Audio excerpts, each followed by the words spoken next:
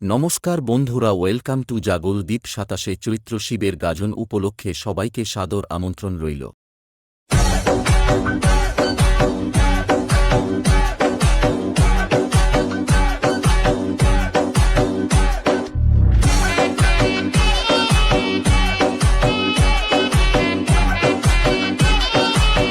পুরো এলাকার নাচাতে ও কাঁপাতে নিয়ে আসছে ননগড় থেকে ভোলানাথ সাউন্ড।